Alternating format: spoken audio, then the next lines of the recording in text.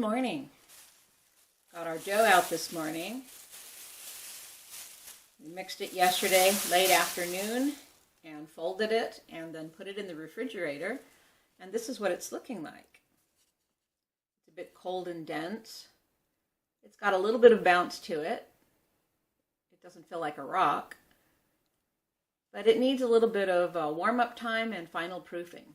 So I'll put it on the counter and let it do a final proof. It usually takes about 1.5 to 2 hours. So I'll be checking it, and I'll show you when I test it. And let's bake some bread today. Let's use our new starter and bake some bread. If your starter is doubling around 5 to 6 hours, it should be ready to bake some bread with. So give it a go. Let's test it out, and let's see how the bread does. Okay, I've got my loaf of bread in my Broad & Taylor proofer. It's set at 72 degrees Fahrenheit. I'm going to be turning on the oven, but I wanted to show you what my setup usually is. This is my usual setup. I usually bake with a baking stone and a roasting pan lid. And that is a regular oven. It's not a convection oven. But today, I'm going to be using my convection oven. And I'm going to be using a Dutch oven here. So I'm going to be putting the Dutch oven in my oven, and I'm going to be preheating it here pretty quick. I just wanted to show you the Dutch oven. The reason I'm using a Dutch oven today is because a lot of people have something that they can use that is similar to a Dutch oven, whereas many people don't have a baking stone and maybe a large enough roasting pan lid. So a lot of people would have these types of pans, and they would work really good for baking bread with. They're like a casserole dish.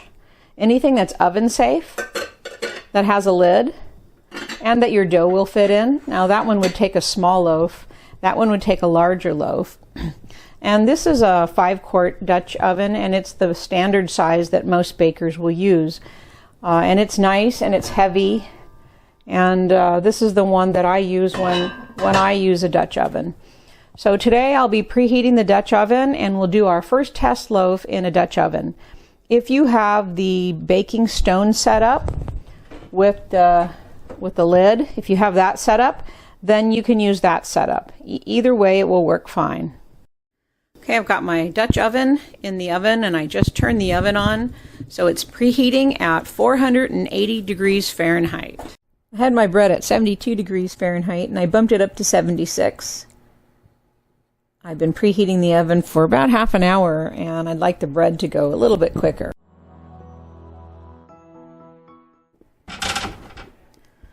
This is what the bread's looking like. It's doing pretty good. It's still cold.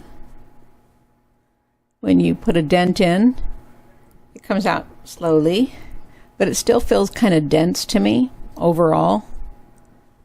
I do think it'll be ready in about half an hour though, when the oven's ready. It's been about 2.5 hours since I put this dough in the proofer here, and I feel like it's ready now. It's soft all over. Instead of feeling dense, it has a nice springy feel, but it doesn't feel so soft and bubbly that it's weak.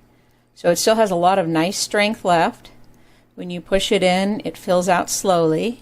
The final proof is one of the hardest skills that a baker can learn, and that is how to decide when it's ready to go into the oven. It's better to slightly undershoot it than overshoot it.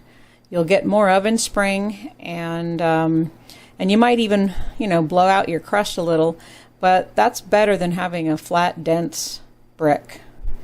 So I think the dough's ready to go in. We'll go ahead and score it and get it into the oven. Use a little bit of dusting flour. You can use any kind of flour for dusting flour, but I usually like to use low gluten or non-gluten flours. This is a mesa flour. It's made out of corn. Put a little bit on the top of the loaf just to make sure it's not sticky. You don't want your loaf being sticky at all. Otherwise it'll stick to the peel. So I'm going to brush off the flour. A lot of times bakers will leave the flour on because it can be decorative that way. But I'm going to take most of it off. I'm taking the excess flour off so it doesn't make a big mess in the oven. And also, I usually just get the loaf into the oven. I don't have that much trouble. We're putting it into a Dutch oven, so I thought that I would put it on top of a parchment paper sheet. And the parchment paper, I folded in half lengthwise. And I really, when I was dumping out the banneton, I should have dumped it right onto the paper, but I forgot, because like I said, I don't usually use it myself for the Dutch oven.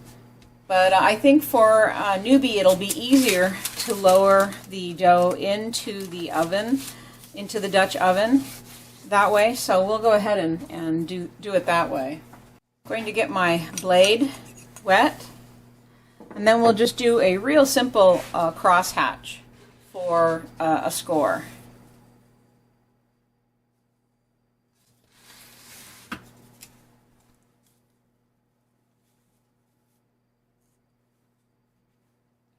Got my camera a little bit in my way here. Working quickly as we can. I'll take the lid off, and I don't want to put it on a glass door. That's a big mistake. And we'll take and I'll lower the bread in. And I will mist it quickly.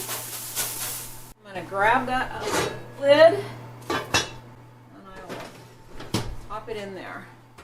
I'm going to put the timer on for 15 minutes, and then we'll take off the lid when the timer's done.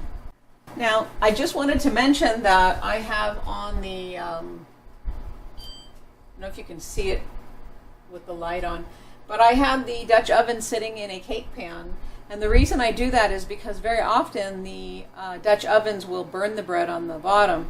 So when I set it in the cake pan, it doesn't set down all the way. There's a little airspace in there, and so that helps keep the bottom of the Dutch oven from getting too hot.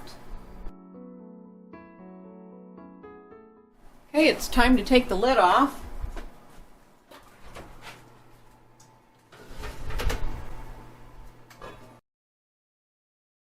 That's what it looks like.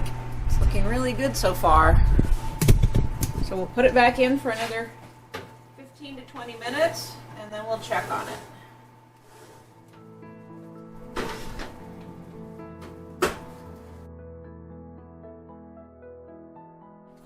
Okay, we'll check and see how it's doing.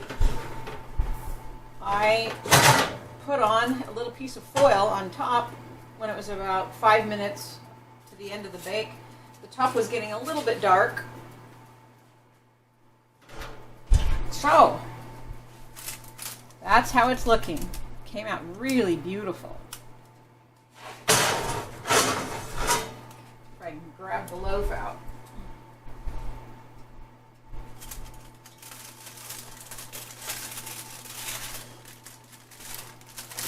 Turn my oven off because I've only got this one loaf of bread. There's our loaf of bread. It looks like it came out great. You check the bottom of it. Oh, the bottom looks great too. Okay, it looks perfect. So here's our first loaf. I'm really pleased with it. Looks like it came out great. Got an ear and everything. So if you think your sourdough starter's ready, then go ahead and look at the formula that I'm going to put under the video and try this test loaf. See how your starter does. And don't worry, if it doesn't do really good the first time, then you can try it again in a few more days after your starter's gained a little bit more strength. But we'll let this cool, and maybe an hour and a half, and then I'll slice into it and we'll see what it looks like on the inside. It's a 67% hydration loaf. It's not going to have a real open crumb, but it should be really nice. So here we are on day 12, baking our first loaf of test bread. Okay, let's slice into this lovely loaf of bread. And let's see, I guess I'll slice on this side and see how it looks like on the inside.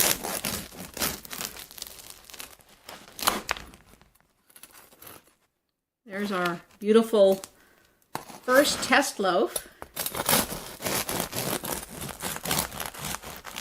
It's still just a little bit warm.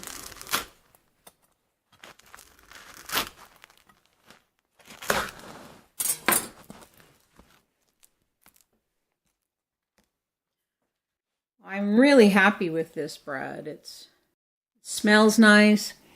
It has a nice oven spring. It has a nice open crumb. The crust is lovely and crunchy and wonderful. So this is the first test loaf that we did using the formula that I put down below the video. So I hope you really are enjoying Make Your Own Sourdough Starter with me, and that you'll try out making our new loaf of bread. It's called the test loaf, and it's pretty easy. I made it so that the bulk fermentation wasn't too long, and it was a nice, easy loaf. So go ahead and try to bake it up and see how it comes out. Post any pictures in Perfect Sourdough on Facebook. Thank you so much for going along with me on this journey. We have 2 more days left where we will continue to check our starter and talk about sourdough starters, and you can still ask me any questions you like in the discussion area, and I'll try to answer them. So we'll see you tomorrow. Bye-bye. Oh yeah, I love sourdough. You gotta make some sourdough.